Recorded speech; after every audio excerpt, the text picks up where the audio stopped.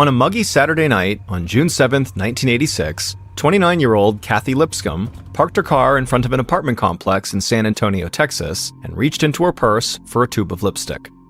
Kathy tilted the rearview mirror toward her face and touched up her lips. And as she looked at her reflection and swept her platinum bangs to the side of her forehead, she almost didn't recognize herself. There was a glow on her face that she hadn't seen in a long time, not since she'd been a newlywed. These days, the happy parts of Kathy's marriage felt very far in the past. Over the last 8 years, she and her husband had had 2 children, who they both loved deeply. But Kathy had come to feel increasingly trapped in her life, until just about a month ago when she and her husband had finally agreed to separate. To Kathy, that decision felt like it gave her back her freedom, and she knew that who she was seeing now in the rearview mirror of her brand new car was a brand new woman. Kathy grabbed her purse from the passenger seat, got out of the car, and walked towards the large apartment building up ahead. And suddenly, she felt really nervous. But it was the good kind of nervous. She had butterflies in her stomach because she was on the way to spend the night with her new boyfriend, who she had fallen completely in love with. Kathy's soon-to-be ex-husband had the kids, and for at least a little while, Kathy could put all her worries out of her mind. So she walked up 2 flights of stairs to the 3rd floor of the building and then rang the doorbell of her boyfriend's apartment. Kathy heard footsteps drawing closer, and then the door opened up, and Kathy beamed at the man standing there. The man grabbed Kathy and kissed her, let her inside, and shut the door behind them. The next evening, Kathy's soon-to-be ex-husband, 30-year-old Air Force Master Sergeant Bill Lipscomb, buckled their 4-year-old son and 7-year-old daughter into the backseat of his car and began driving to the other side of town, where Kathy had just moved into her own apartment. Kathy was supposed to pick the kids up from Bill's house, but she hadn't shown up, and she wasn't answering her phone. So now, Bill was driving the kids to her. When they got to Kathy's building, Bill knocked on the front door of Kathy's unit, which was on the ground floor, and he and the kids waited there in silence. When she didn't answer the door, Bill knocked again. But still, there was no answer. He turned to his kids and tried to smile because he didn't want to upset them, but he knew this was actually really weird. Kathy was never even late picking up their kids, so the idea that she just would blow it off entirely and then also not be home made no sense. Bill told the kids to wait at the door, and then he walked back to his car. He got a notepad, a pen, and a roll of tape out of the glove box and walked back to the building. Bill wrote a note stating that he and the kids were there at 6:45 and would try again later. Then he stuck that note to Kathy's front door. Then he looked down at the kids and asked them if they wanted to write their mom a note too. The little girl nodded and took the pen from her dad and scribbled onto the pad, and Bill tore out the page and stuck that to the door as well. The note read in large block letters, "Mommy, we love you." A day later, at around 9:30 a.m. on Monday morning, a woman working at a university health clinic named Sarah Bowers had a question for Kathy Lipscomb, who was one of the nurses that she worked with. So Sarah walked over to Kathy's office. But when she stepped inside, it was empty, and Sarah saw that a bunch of pink "while you were out" memos had piled up on Kathy's desk. Sarah walked in and picked up one of the messages and read it. It was from Kathy's husband, Bill. He had called in an hour earlier looking for his wife. And this, coupled with the stack of other notes that were very similar, gave Sarah a bad feeling in the pit of her stomach, because Kathy was one of the most reliable nurses in the clinic. Like, where had she gone? Why hadn't she called in? Sarah picked up the phone and dialed Kathy's apartment number. She knew it because she and Kathy were actually friends outside of work. But the call just rang without an answer, and Sarah eventually hung up and returned to her desk. But over the next hour, Sarah could barely focus because all she could think about was Kathy.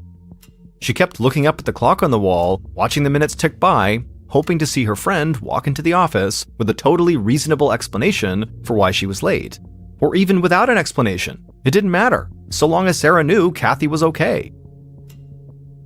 By the time the clock struck 10 that morning and Kathy still had not shown up to work, Sarah could not stand it any longer. She got up and walked directly to the office of her and Kathy's boss, Dr. David Pearl. When Dr. Pearl saw Sarah standing at his door with a troubled look on her face, he asked her what was wrong. Sarah told him that Kathy was 2 hours late to work, and she was not answering her phone. And based on the notes on her desk that were piling up, her husband had also not heard from her either.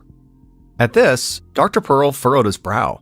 Kathy hadn't mentioned anything to him about being late or absent that day, It made him concerned that she might be sick or maybe even injured and couldn't get to the phone. So he asked Sarah to drive over to Kathy's apartment to check on her. Sarah sped over to Kathy's apartment, which was only about 10 minutes away.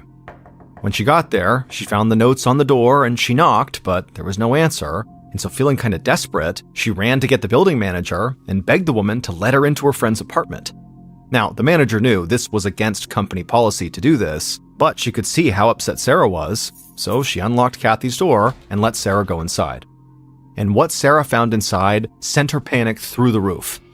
The apartment was perfectly neat and tidy. It didn't look like anything bad had happened here, but there was no sign of Kathy.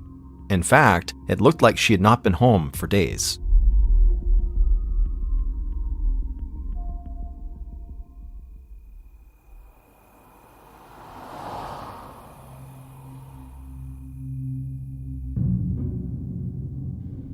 At around the same time, about 15 miles away, an airman who worked at the local Air Force Base was driving to work down a 2-lane road outside of town when he noticed something lying in the grass on the side of the road.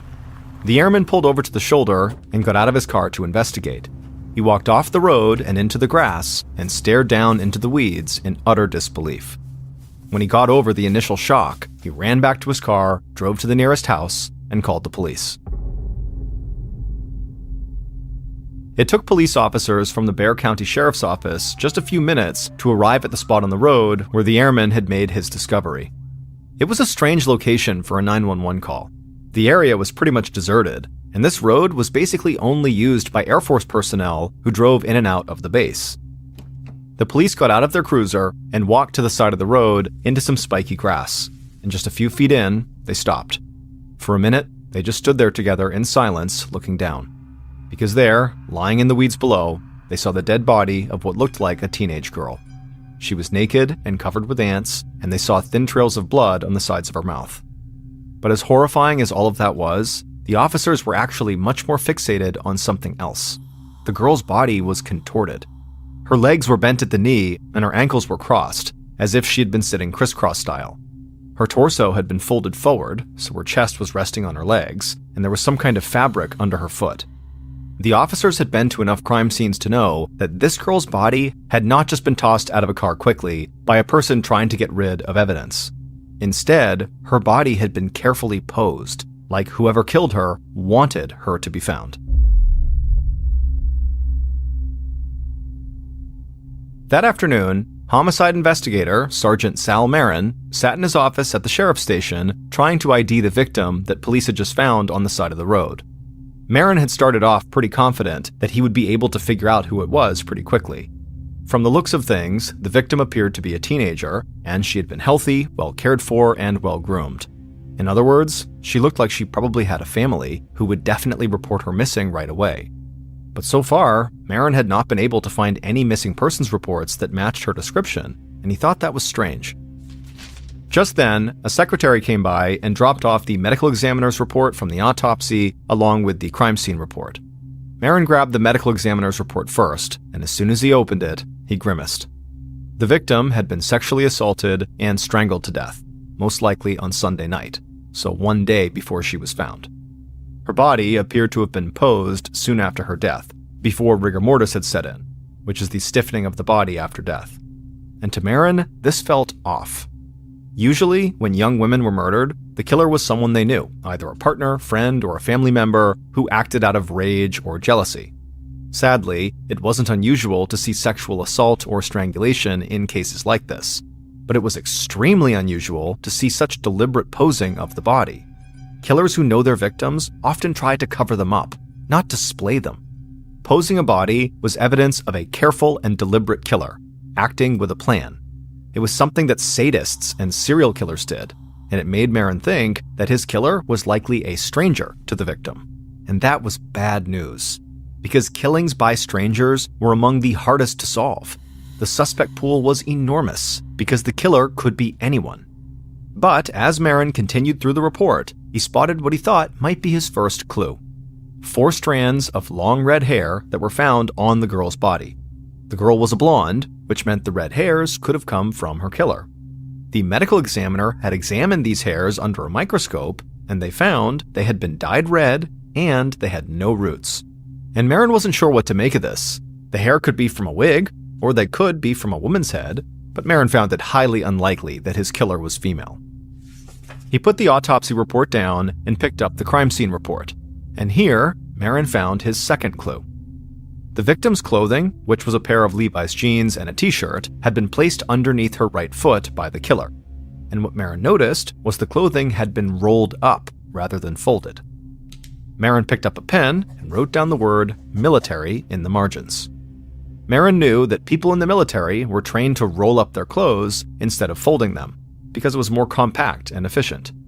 And the girl's body had been found on a road used almost exclusively by members of the Air Force. But before Marin got too deep into his theories on the killer, his first priority was to find the dead girl's identity. Only then would he be able to begin retracing her last moments and figuring out who she had contact with in her final days. So, over the next hour, he began reaching out to local radio and TV stations, asking producers to broadcast news of the crime every half hour, with a description of the young victim. He got the story placement at the top of the afternoon news. Later, at 5 p.m., when still no tips had come in, Marin was getting ready to leave and grab something to eat, but just as he was standing up from his desk, his office door swung open and a deputy handed him a single piece of paper. It was a missing persons report for a woman named Kathy Lipscomb. Her family had just called to report that no one had seen or heard from her since Saturday. And the second Marin started reading the report, he felt a rush of adrenaline. Kathy was petite, blonde, and had gone missing right around the time the medical examiner believed his victim had been killed. Marin thought Kathy might be his victim.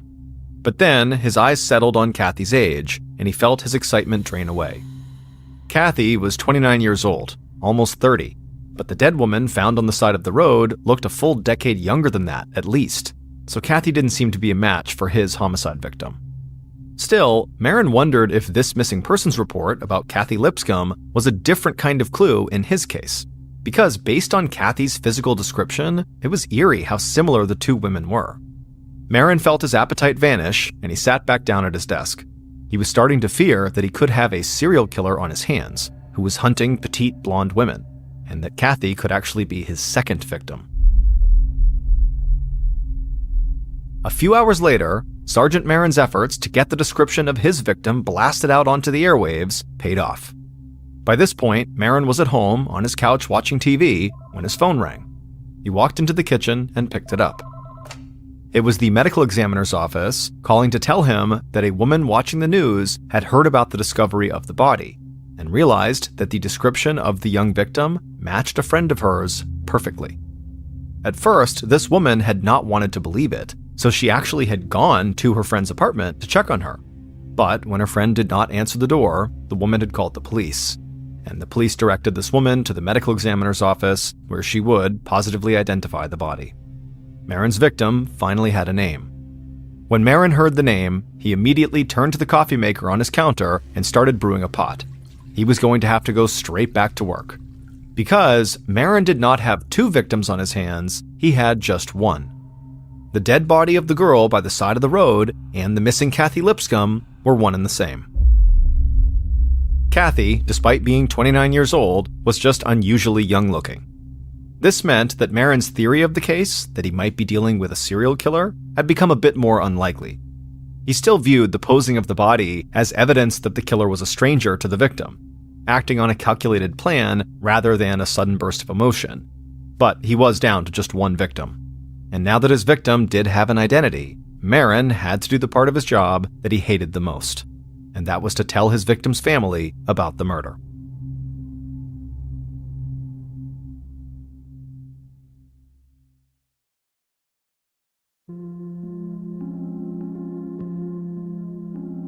About an hour later, Marin met Kathy's husband, Bill Lipscomb, at the sheriff's station. Marin was aware that Bill was a decorated member of the Air Force, and that he was very young to be a master sergeant, which was a pretty high rank. So Marin knew that the smartest way to approach Bill was to be formal and polite, rather than aggressive, even though divorce was a classic motive for murder, and Bill was a natural suspect. So, in the interview room, Marin reached out and shook Bill's hand and told him he was very sorry about his wife. He promised to do everything he could to bring her killer to justice. But while Marin was giving Bill his condolences, he was also looking Bill over very carefully, visually checking his arms, his hands, and his face for any signs of injury, like bruises, scratches, or fingernail marks that might be evidence of a recent struggle. But, except for the fact that Bill was pale and sweating, he appeared to be physically unharmed. Marin opened up his notepad and asked Bill where he was over the weekend when Kathy had gone missing. Bill said he had been with his and Kathy's children since Friday afternoon. He said they didn't do much, just kind of hung around the house. Bill said Marin could talk to the kids, and they would tell him the same thing. Marin nodded and then asked Bill how long Kathy had been living in her new apartment. When Bill sighed at the question, Marin looked up from his pad. He was surprised to see that Bill almost looked angry. Bill shook his head and told Marin that Kathy had only been in the new place for about a week or so, but the neighborhood it was in had been a point of contention between them. He said he'd warned Kathy it was a bad area. He didn't like the seedy bars and strip joints all over the place, but Kathy had refused to listen to him. The apartment was close to her work, and she told him it was not his business anyway. Bill shook his head again and looked down at the table, and Marin could tell that clearly the separation between Bill and Kathy was still pretty raw. He told Bill he had just one more question, and then he'd let Bill go home to his kids. Marin explained to Bill that based on the location where Kathy's body was found and the way her clothes were rolled up, not folded, he thought there could be a military connection. He asked Bill if any of his fellow airmen might have had a problem with Kathy, or if one of Bill's subordinates could have been angry at him. And with this question, Bill went from looking upset at Kathy to looking upset at Marin. He said no, absolutely not. His friends at the Air Force all loved Kathy, and he got along great with the people he worked with, regardless of rank. He didn't have any enemies, and no one he knew could have done anything like this. Marin sat back studying Bill. He could tell Bill was worn out and getting frustrated, but he didn't find that particularly suspicious, given the circumstances. Marin decided that the best move was just to tell Bill to go home. It was late, and he'd get better interviews in the morning. The next morning, Sergeant Marin interviewed Bill and Kathy's two young kids, and they confirmed their father's story. They had been with their dad all weekend, just like he'd said. So Marin decided he had to start from square one. First, he decided to interview Kathy's neighbors to see if anyone had spotted a person lurking outside her apartment. If the killer was a stranger to Kathy, like Marin suspected, then they would likely have found her by simply running into her somewhere, and it was possible they might have followed her home. And right away, when he started to canvass, he got a tip and a surprise. Because one of Kathy's neighbors told him that on the day Kathy's body was found, he saw a suspicious person walk up to Kathy's door and then just lurk there for a few minutes before walking away. And the neighbor said this person was a woman, not a man, which was not what Marin was expecting. When he asked the neighbor for a physical description of this woman, the neighbor paused and thought for a second, saying he hadn't gotten a very good look. But then his eyes lit up as he remembered one crucial detail. The suspicious woman had long, red hair, just like the 4 strands of long red hair the medical examiner had found on the victim's body. Sergeant Marin spent the next couple of days talking to Kathy's family, friends, and coworkers, probing for any information about a red-haired woman in Kathy's orbit. But not one single person had any idea who that could be.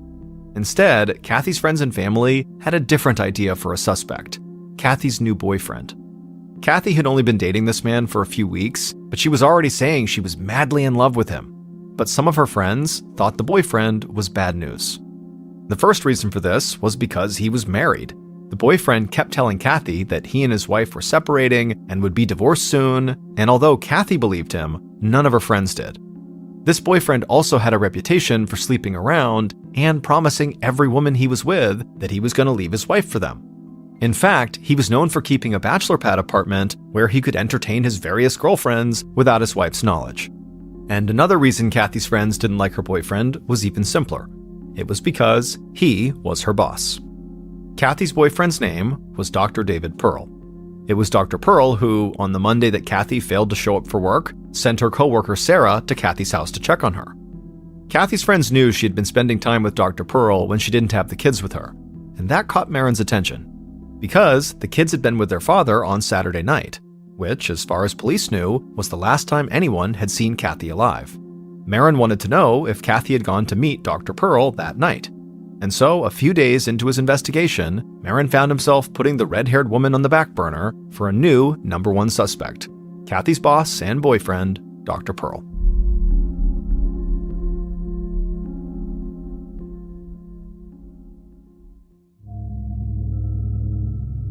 Almost a week after Kathy was murdered, Marin sat at his desk in police headquarters, making a list of possible scenarios while he waited for uniformed officers to bring Dr. Pearl in to be interviewed. He thought maybe Kathy had been pushing Dr. Pearl to get a divorce. Maybe Kathy threatened to tell his wife.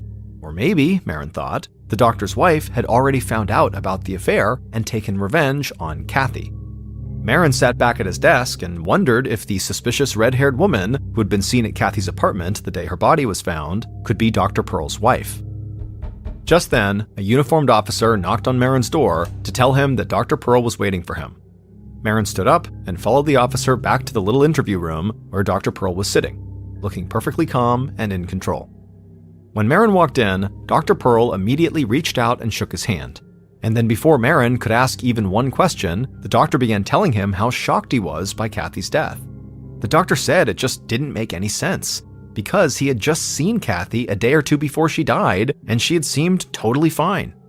Marin nodded, being careful to keep his facial expression neutral. When Dr. Pearl was done saying how sorry he was for Kathy, Marin looked down at his pad and asked, in a very deliberate voice, where and when exactly had the doctor last seen Kathy. And at this, the doctor went silent. Marin knew it was clear from his tone that he already knew where and when Dr. Pearl had last seen Kathy, like he knew about the affair, and it was obvious. But what Marin was doing with this question was testing how this very smooth suspect reacted to a little bit of pressure. Dr. Pearl stared at Marin for a few seconds with a polite but completely blank expression on his face, and after a tense moment, the doctor gave an apologetic smile and said, "I'm sorry, but I'm going to need to speak to my lawyer." On Saturday, June 15th, so a week after Kathy had been murdered, Marin was at home, taking a day off to try to clear his head.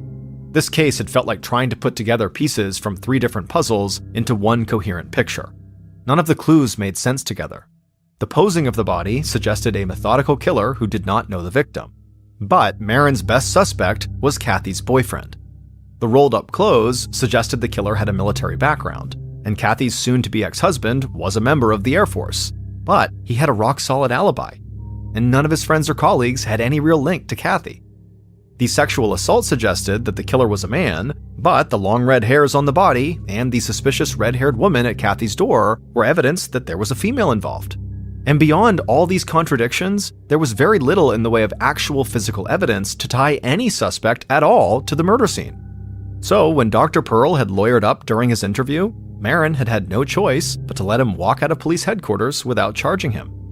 And since then, the only thing he'd learned was that Dr. Pearl's wife did not have red hair and had never been to Kathy's apartment.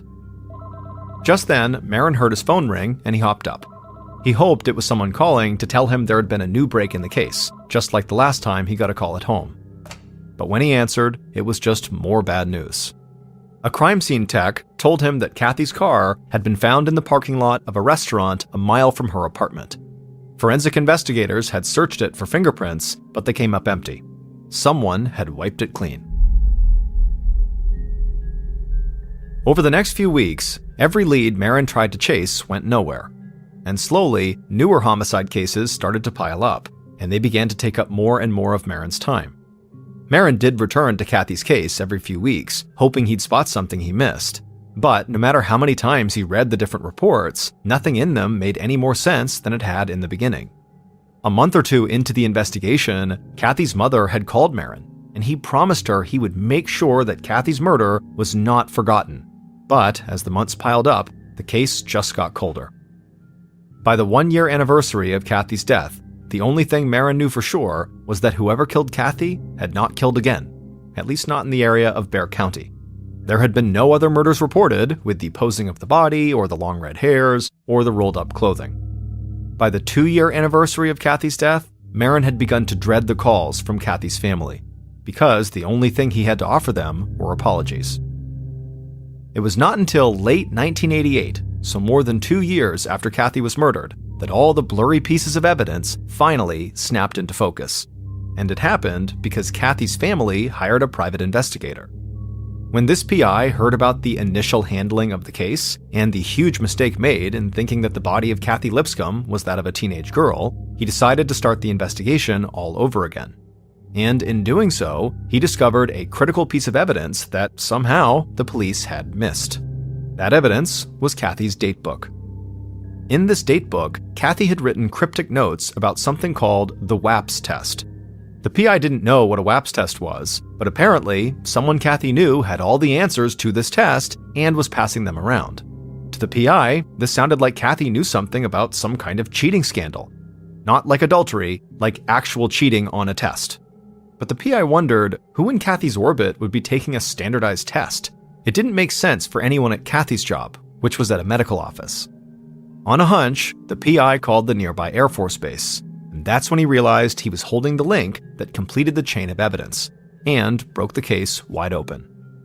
Now, the PI worked with the Air Force as well as Sergeant Marin to bring in a man who had, until the discovery of the datebook, flown completely under the radar. His name was Clint Richards, and he had worked with Kathy's soon-to-be ex-husband, Bill Lipscomb, in the Air Force. And when investigators brought Clint in to talk, he told them everything.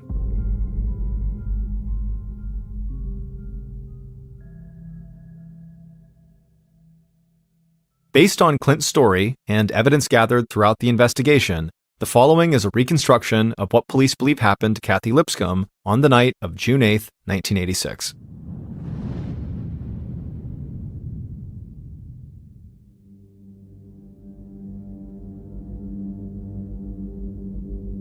That night, the killer sat patiently inside of their home on their couch, waiting for Kathy to arrive.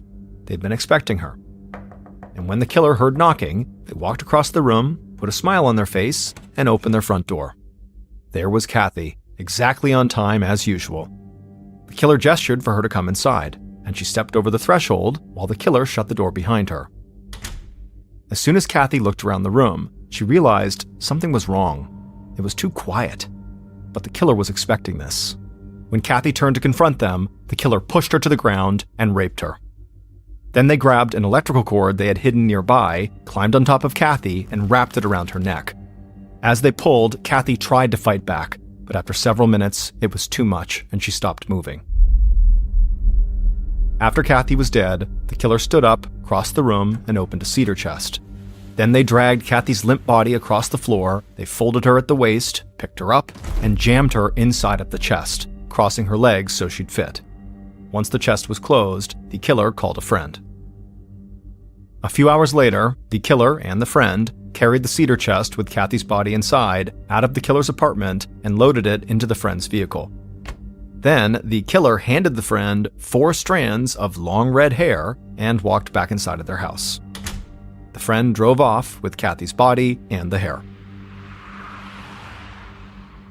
After a few minutes, the friend turned their car onto a deserted 2-lane road outside of town.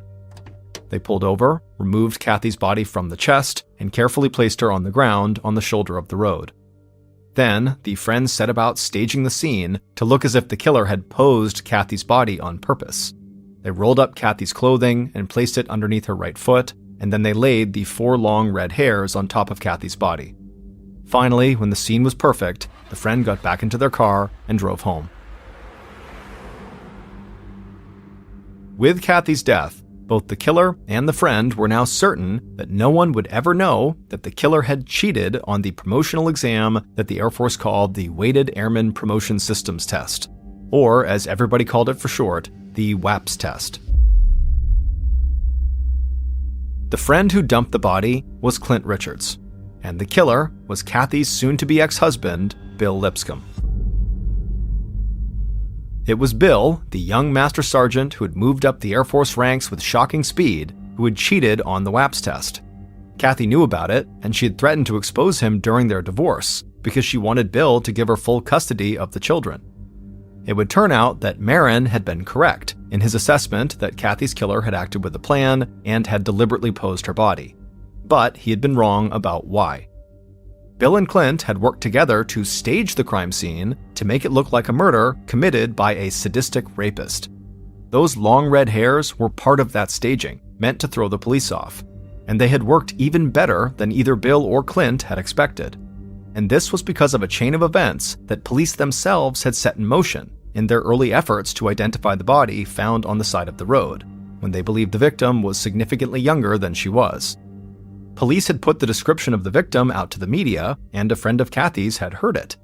That friend had been the one to make the identification of Kathy's body, but she only did so after going to Kathy's apartment to check on her. The suspicious red-headed woman the neighbor had seen was actually just Kathy's friend.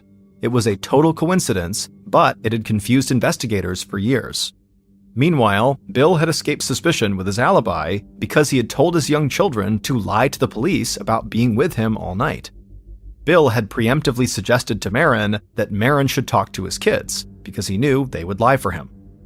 It was only when the PI began poking around on the case that Bill's 9-year-old daughter finally found the courage to tell the truth. She had not been with her dad the night her mom was killed. Instead, her dad's friend, Clint Richards, had taken her and her brother out for dinner. That was why, when Kathy arrived at Bill's house right on time to pick up her kids like she always was, she found the house too quiet and realized her kids were not there. When Kathy turned around to confront Bill, he raped and killed her. Clint Richards avoided prosecution for cooperating with authorities. As for Bill Lipscomb, he pled guilty to Kathy's murder in order to avoid the death penalty, and he was sentenced to 60 years in prison. However, he was granted an early release in May of 2021. Around 9 p.m. on Saturday, October 15, 1988, a 33-year-old woman named Cheryl Petrie grabbed a candy bar off the rack inside of PJ's Market. PJ's Market was a little convenience store in the city of Port Orchard, Washington, and it was where Cheryl worked. She was the cashier. And without ringing this candy bar up, Cheryl simply handed it across the counter to a female college student who had just come into the store to talk to Cheryl. This student had temporarily moved right next door to PJ's Market, and the student, after coming into the market and meeting Cheryl, they had immediately taken a liking to her, and so it became kind of like her routine to come into the market basically every night and just sit down and chat with Cheryl, sometimes for hours. The student would talk about their day at school, they'd talk about their personal life, they'd tell Cheryl all of their problems and secrets. I mean, Cheryl really became this student's confidant. And believe it or not, this was an effect that Cheryl had on lots of people.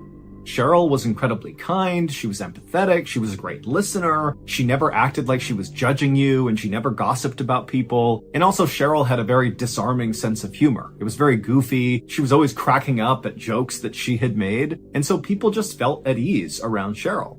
And they typically left interactions with her in a good mood.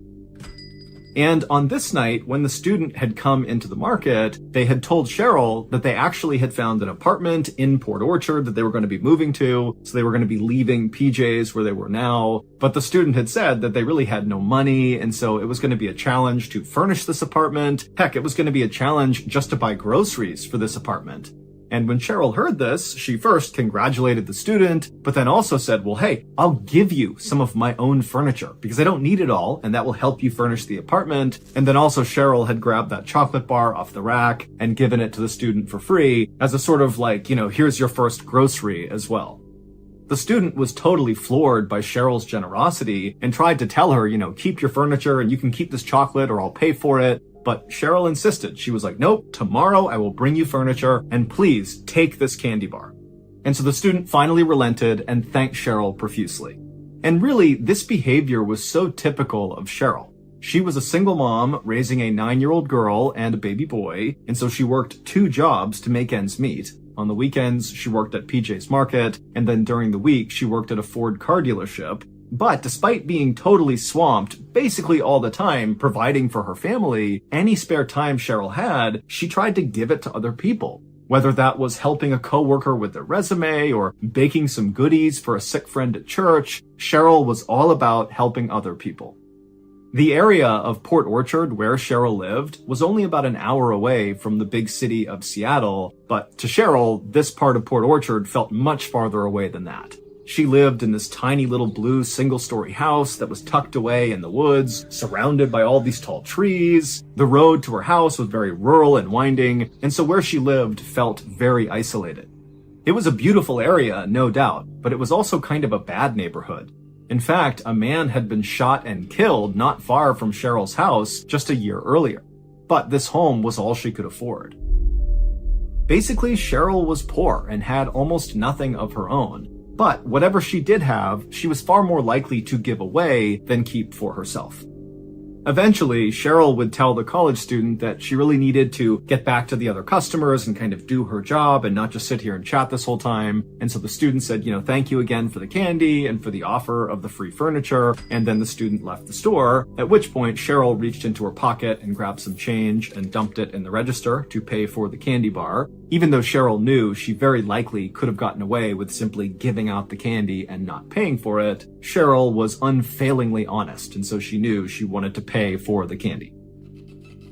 Cheryl would man the register until 11 p.m. that night, chatting with many more regulars who came in and out, and then at 11 p.m., Cheryl locked the front door, and then she checked the register to make sure it was all balanced and all the cash was in there, and then by 11:15, she was calling her boss to report that her shift had gone fine and that she was taking off for the night. After Cheryl had left and locked the store behind her, she made her way out to her beat-up silver sedan car that was parked outside, and then she began the drive back home, knowing that she'd be right back to PJ's the very next morning, right when it opened at 7 a.m. At the same time that Cheryl was wrapping up for the night and making her way home, her ex-husband, Roland Pitre, who lived on the other side of town, was very excited. This was the night that Roland was going to win back Cheryl. Roland glanced at his watch and saw it was just past 11 p.m., and so it was almost time. He imagined how happy Cheryl would be when he unveiled his big surprise. She would run to him and he would hold her and tell her how much he loved her and how he had always loved her. Roland hadn't yet figured out how he was going to explain his big plan to win back his ex to his current girlfriend, but he figured he would just work that out later.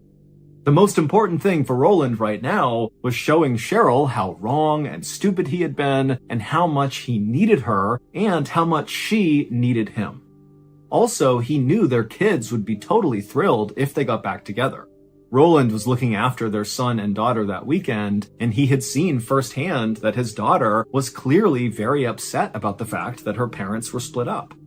Roland and Cheryl had a very complicated history, but Roland knew, really, their breakup was his fault. They had met about 12 years earlier when Roland had been on leave from the military. At the time, Roland was a Marine sergeant, and he was also a very accomplished judo instructor.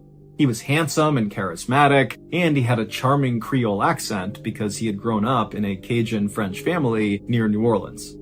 But despite how appealing Roland looked, he actually was kind of a terrible romantic partner. Every woman he had ever been with, he had cheated on and then made up elaborate lies to cover it up. But regardless, Cheryl had fallen head over heels in love with Roland. And part of the reason that happened was because Cheryl was actually pretty insecure. She had long auburn hair and beautiful blue eyes and this amazing personality. But to Cheryl, she felt like she was kind of plain looking, and she also felt like she was kind of chubby, and she got the sense that men kind of did not find her all that attractive. And when she met Roland, she saw right away that the other women he had been with were these overtly glamorous and beautiful women. And so when she noticed Roland taking an interest in her, it was incredible. She felt so lucky. And so Roland and Cheryl had gotten married, they'd had their daughter together, and then basically right away, Roland had begun cheating on Cheryl. They ended up getting divorced 8 years earlier in 1980, and it was right around this point that Roland really just totally blew his life up. The woman Roland was cheating on Cheryl with was also married, and so Roland came up with this plot to murder this woman's husband. And the husband would get murdered, but when Roland was on trial, the prosecutors couldn't really untangle what his actual role was in the murder. It was not clear if he really was the guy who did the killing, or if he simply had kind of come up with the idea and other people had done it. And so ultimately, Roland was found guilty for his role in this murder, but he was only sentenced to 6 years in prison. And strangely enough, it was actually during this time that Roland was in jail that he and Cheryl kind of came back to each other. While Roland was behind bars, he had this epiphany that Cheryl was the best thing that ever happened to him, and he totally screwed it up. And so he began writing her letters, telling her how much he loved her and how sorry he was for being unfaithful. And also he began explaining that, the charges he was found guilty of in connection to this murder were totally not true, that he had been screwed. And Cheryl had eventually begun writing back to Roland, telling him that she still loved him too. And they actually would get remarried while Roland was in prison. And then when he got out of prison, he moved in with Cheryl and their daughter in Port Orchard, and they would have another baby together, their son, and then also Roland enrolled in nursing school. And so for a time, this family was back together and everything was great. But eventually, Roland went back to his old ways and began cheating on Cheryl again, and before long, the couple had separated again and began living separately. And so fast forward back to the night of October 15th, 1988, and Roland is anxiously waiting to begin this big plan to win Cheryl back, and he glances at his watch and he sees it's now 11:30 p.m., which means it's go time. And so Roland, he stands up really quickly and begins walking towards the front door of his house when suddenly he feels so lightheaded that he actually falls back on the couch and passes out cold. Roland had serious blood pressure issues, and sometimes if he stood up too quickly, it would make him feel really dizzy and he would faint, and so that's what happened. And then at some point after he fainted, Roland kind of came to, but he was in such a fog mentally that instead of, going out and doing this big plan to win Cheryl back, he just kind of wandered his way upstairs and climbed in bed with his girlfriend and fell asleep for the rest of the night. Cheryl was due back at PJ's Market the next morning at 7 a.m. She was going to open the store and also drop off that furniture with the college student. But when the first customers, including that college student, arrived at PJ's Market, they saw the door was locked and the lights were off inside.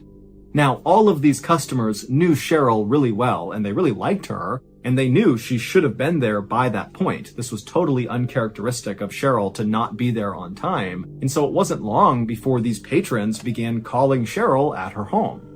But Cheryl never picked up. However, remember, this is 1988, so people didn't have cell phones, they used landlines, and so it was totally normal to periodically call someone and not have them pick up. It just meant they weren't home. Now, at first, people in Port Orchard just kind of assumed that, there must be a rational explanation for why Cheryl is not at work. Maybe there was a family emergency, maybe her car didn't start, but there had to be some sort of reasonable reason for her absence.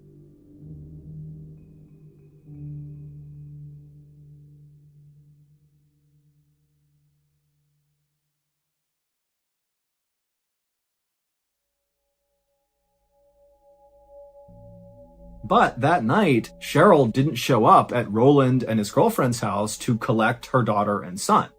Now, Roland didn't know that Cheryl had missed work all day that day, and so he assumed Cheryl must just be running late. But by 6:30 p.m. that night, when still Cheryl had not arrived and she hadn't called, Roland finally called Cheryl. But she didn't answer, and so Roland just left Cheryl this very upbeat message on her answering machine and then waited for her to call back. But despite how cheerful this message was that Roland left, it kind of betrayed the way he actually felt. Roland was not happy. That morning, when he had woken up and realized he had slept through the night and not done the big plan to win Cheryl back, he felt so stupid.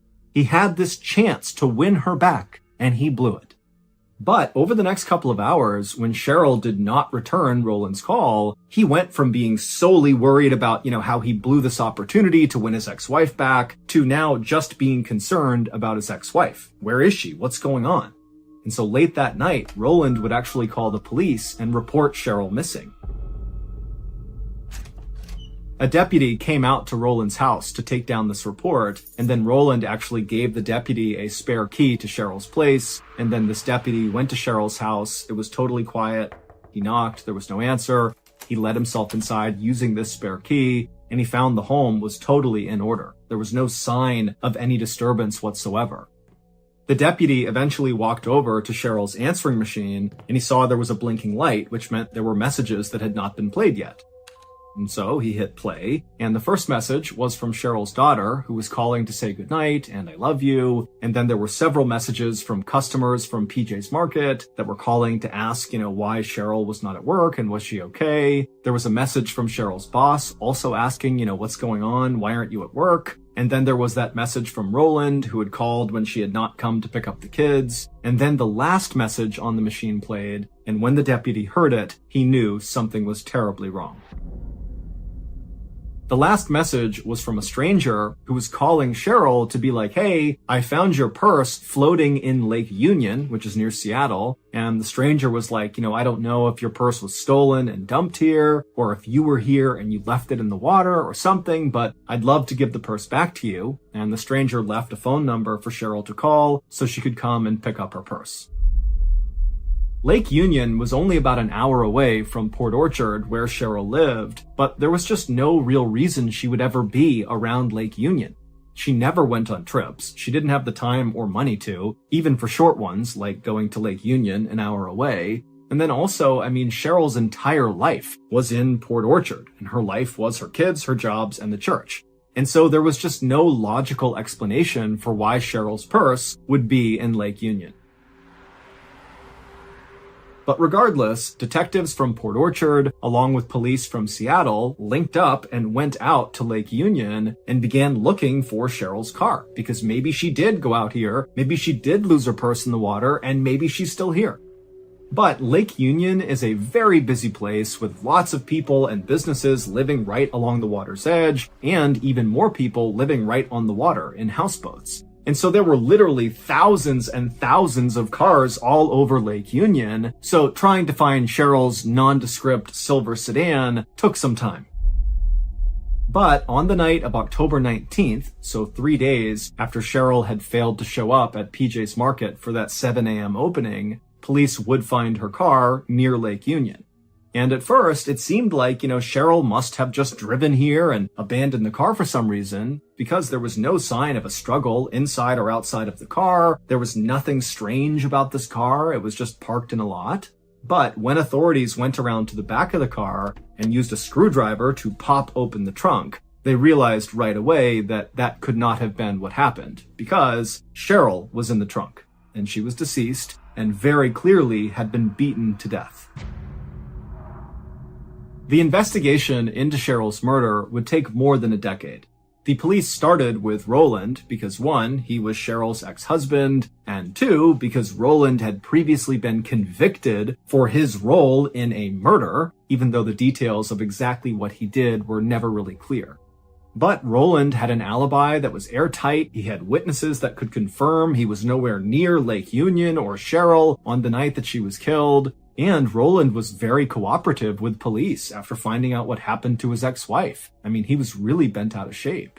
And so Roland very quickly signed paperwork to allow detectives to come into his home and search it and search all of his things. And he also began regularly contacting the police to offer up any information he could think of that could be useful, including an odd story he told about this young man that was following Cheryl around in the few days before she died. He didn't know much about it, but he knew there was something odd happening with this young man. Now, Roland didn't really have much more information than this suggestion that somebody was following her around, and so police were never really able to fully follow up on that lead. But police did interview virtually everybody in Cheryl's life, from her friends to her family to her coworkers at the Ford dealership and PJ's Market. They talked to people at church who knew her, and nobody really popped up as being very suspicious. Basically, everyone said, look, Cheryl was this incredible person who everybody seemed to love. It makes no sense that somebody would want to harm her. But a year after Cheryl's death, the police would get their first big break in this case. A newspaper journalist contacted the police to let them know that this random young man had contacted him and confessed to killing Cheryl and then hung up without giving his name or his location or how to get in touch with him again. It was almost like this person had called just to get this huge secret off their chest somewhat anonymously. The police convinced the journalist to actually write a story about this strange call he got to see if maybe they could flush out this young man who had just confessed.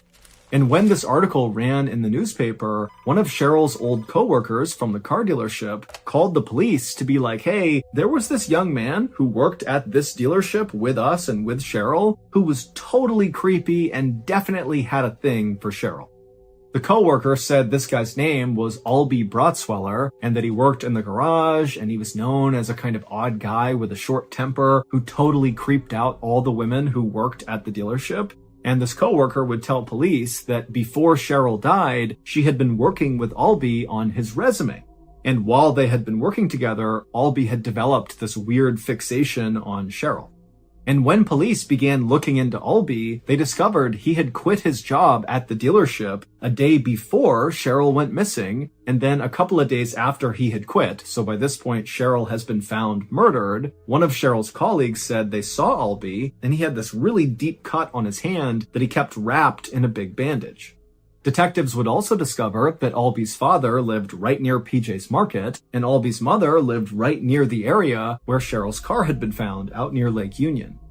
And so suddenly, Roland's previously odd-seeming story about some random young man following Cheryl around before she was murdered made a lot of sense. It seemed like Albie was this strange young man Roland was talking about. When detectives tracked Albie down, he was sullen and totally uncooperative. But eventually, the police got him to talk, and he would tell them that he had cut his hand fishing. And so police rounded up all these people Albie said he had been fishing with when he cut his hand, and in separate interviews, all of those people confirmed that Albie was telling the truth. And also police knew that even though circumstantially Albie looked really suspicious, there was not a single shred of actual evidence that tied him to Cheryl's death. And so pretty quickly, Albie was let go, and the police at that point kind of hit a dead end in this case. And in fact, the case went totally cold at this point. And then, one day in 2002, so 14 years after Cheryl was murdered, a man in prison got word out to police that he actually knew exactly who killed Cheryl. He said the murderer's name was Frederick J. McKee, and that he was currently incarcerated for cooking meth. Now, we don't know exactly how this inmate knew Frederick was the killer, but this inmate who called police was cellmates with Frederick McKee, and so very likely he overheard Frederick say something incriminating, and so this inmate called the police. And so police got a DNA sample from McKee, and they compared his sample to the skin cells that were found on the duct tape that had been used to bind Cheryl's hands when she was killed, and unbelievably, it was a match. Frederick was the killer. But as police dug deeper, they quickly realized that, Frederick's heinous actions of actually killing Cheryl was not the worst part of the story.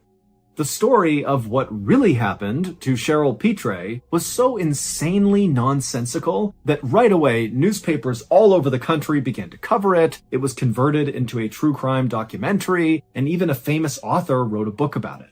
I mean, this story really was just totally sensational. First, I'm going to give you the facts of what happened to Cheryl. And then I'm going to give you the absurd and tragic explanation for why these things happened to Cheryl.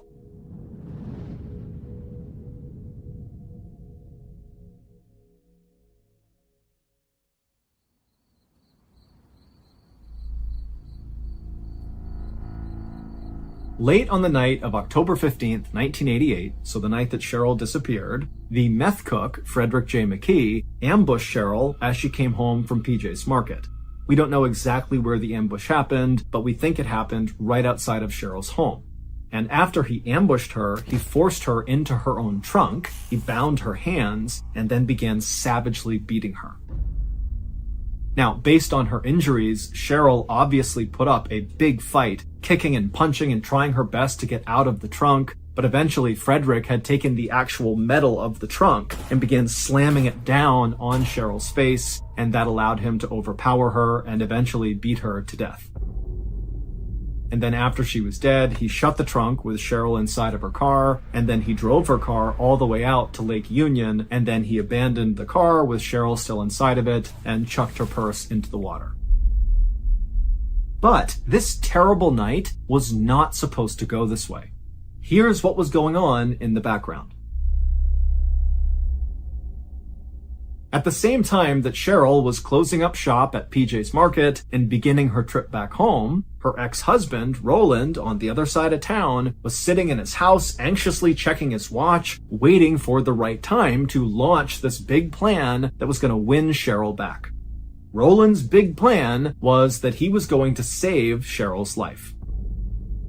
He had hired his buddy, Frederick J. McKee, the meth cook, who he had met in prison, and he had given Frederick a spare key to Cheryl's house. McKee was instructed by Roland to sneak into Cheryl's place before 11 p.m., so before she came home from work, and then when she got home, McKee was supposed to jump out and ambush her and tie her up and abduct her. Roland had actually gone with McKee to a hardware store to purchase the rope and duct tape that McKee would use to tie Cheryl up. But when McKee actually got to the point in the plan where he was physically removing Cheryl from her home to go take her who knows where, that was when Roland was going to jump in and save the day. And Roland had really thought about how this moment was going to go.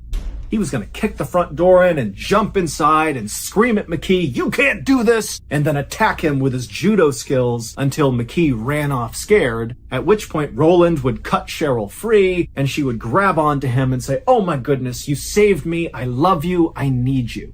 And then after this, Roland believed they would get back together and they would live happily ever after. However, on the night of October 15th, at 11:30, when Roland looked at his watch and saw it was time to go save his ex-wife, he stood up so quickly from the couch because he was so excited to go do this thing that he had one of his low blood pressure episodes and he fainted. And then when he came to a little while later, instead of going out the door to really at this point stopping this abduction from happening, Roland just kind of trudged upstairs and went to sleep. And this was a really big problem because Frederick J. McKee, the meth cook, he was hired to actually abduct Cheryl. He was not aware that this was actually a setup for Roland to come in and save the day. McKee literally believed Roland wanted him to abduct his wife. And he didn't ask any questions. He just said, "Okay, I'll do that." And then when Roland didn't show up, Frederick went through with the actual abduction of Cheryl, and during this abduction, things got out of hand, and Frederick wound up beating Cheryl to death. Both Roland and McKee would be convicted for the murder of Cheryl Petrie. And by the time the cops had finally solved this cold case, Roland was actually already in prison for attempting to kidnap the son of another ex-wife in an effort to impress this ex-wife. It had not worked. Roland was ultimately sentenced to 40 years in prison, which was on top of the 25 years he was already serving, and McKee would get 20 years.